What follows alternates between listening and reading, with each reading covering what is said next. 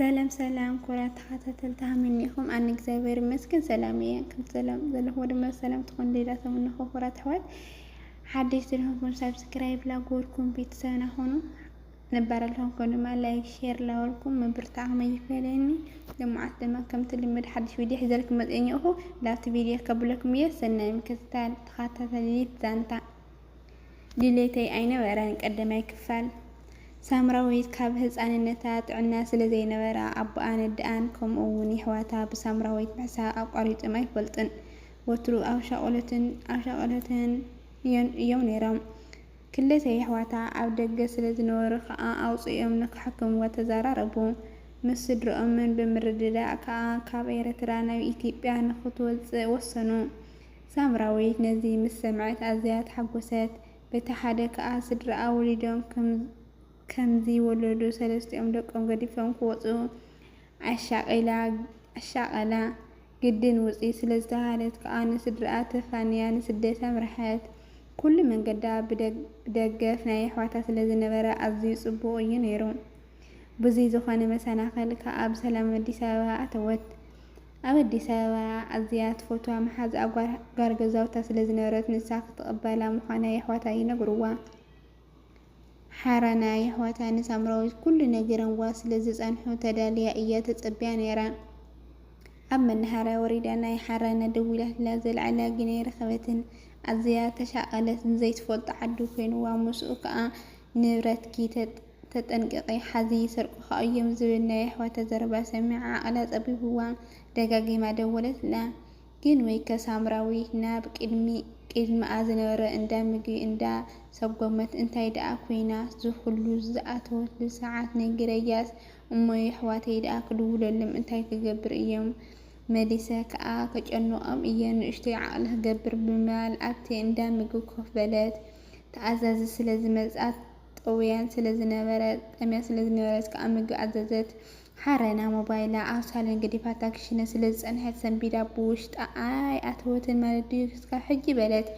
የማን ፀጋም ጠሚታ ሞባይላ ምስ ሰኣነታ ዋይ ኣነስ ዋላ ስኢና ትኒ ትኸውን እንዳበለት ቴሌፎና ናብ ምፍታሽ ኣተወት ኣብ ሳሎን ከዓ ረኸበታ ሰንቢዳ ብዙሕ ድዋል ፀኒሕዋ ኣነስ ከመይ ዝበለ ልቢ እዩ ዘለን እንዳበለት ብታዋ ደወለት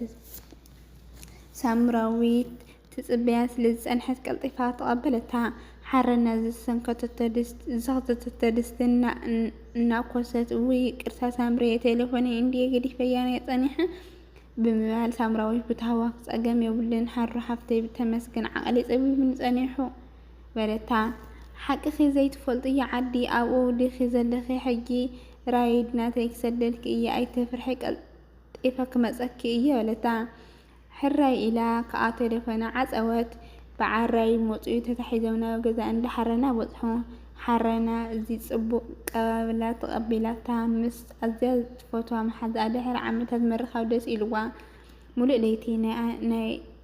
ንእስነት ክዕልላ ከይደቀሳ ሓደራ ሓረና ነብሰ ፀር ስለ ዝፀንሐታ ሳምራዊት ብኩሉ ተሓጒሳ ነበረት ፍሽኽ እንዳበለት ሓሪ ኣይተፅብኽውን ኣብ መርዓኹም እንተዘይወዓልኩስ ኣብ ጥምቀት ክውዕል ኢሉ እዩ ዝኣምላኽ ጠበልበል እንዳበለ ምፅኢኒ በለታ ሓረና ተቐቢላ ይገርመኪ ሳምራይ ንማማ ክነምፅኣ ሓሲብና ነርና ክጥዕም ኣይከኣለን ኣብ መጀመርታ ከዓ ኣብ ኣዴኻ ኣብ ጎንኻ ክትህሉ ኣላ በጃኸ በለታ ሕጂ ደኣ ንዓኪ ክንዲ ኩሉ ሰዲድለይ ኣደይ ዘነፀትኒ ከመነ ይብልን ኣይ ክንዲ ማማስ ድሓን ቶማስ ከዓ ደኣምሳኺ ኣይኮነን ዲ ዝነብር ዋይ ቶማሓወይ እንታይ ጣጣ ኣለዎ ኣብ ደስ ዝበለ እዩ ዝመፅእ ምስ ኣዕሩኽተይ ደገለለ እንዳበለ ድሓን ከምኡ እንተኮይኑስ በሊ ሕጂ ንድቅስ ወጊሑከ በለታ ሓቂ ከተባሂልን መብራህቲ ነጥፊአን ከዓ ደቀሳ ቶማስ ቁሩ ውዕይ ዝበለ እዩ ምስ ሳምራዊት ከዓ ካብ ቀደሞም መተሃላለፍቲ እዮም ዋላ ዳካኡ ትንእስ ትኾን እምበር ብፀርቢ ኩሉ ግዜ ምስ ኣብካያ እዩ ብሰንኪ ከምዚ ንገዝኦም ክትመፅእ ከላ ቶማስ ኣሎ ድዩ ኢላ እያ ትመፅእ ኣጋጣሚ እንተፀኒሕዋ እውን ገዛ ከይኣተወት ትምለሰሉ መዓልቲ ነይርዋ ቶማስ ድሕሪ ክልተ መዓልቲ እዩ ገዝኡ መፅኡ ንሳምራዊት ምስ ረኣያ ከዓ ሰንቢዱ ዋ ዓይነይ ድዩ መን እየ ዝርኢ ዘለኹ እዛ ዘንግልል ኣብ ሕልመይ ክትመፀኒ ዶ ጀሚራ እያ ሓሪ ሓፍተይ በላ ሳምራዊት ነታ ጽንግልል ትብል ፀርሪ ዘኪራ ክርተም ኢላ ተሓቐት ዝበዝሐ ግዜ በይና ስለ ትፈቱ እዩ ጽንግልል ዝፀርፋ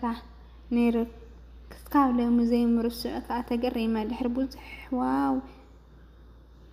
ደው ብምባሉ ከዓ እንኳዕ ድሓን መጻእኺ እስከ በሊ ኢሉ ሓቒፉ ሰዓማ ኮፍ ኢሎም ቡንኦም ቀራሪቦም ከዓ ናብ ዕላሎም ኣተዉ። ነታ ቡን ሳምራዊት ባዕላ እያ ሒዛታ ነይራ። ቶማስ ከዓ ኣብ ቅድሚ ኣብ ሳሎን ኮፍ ኢሉ ዝሰረቐ እንዳጠመተ ይሪኣ ነበረ። ኮና ተኸታተልቲ ቀዳማይ ክፋል ነዚኣ ትመስል ካልኣይ ክፋል ድማ ይቕፅል። ሰናይ ቅንያት ንትወኒ ደገፍን ምትዕን ኣቐዲመ የመስግን እኒአለይ።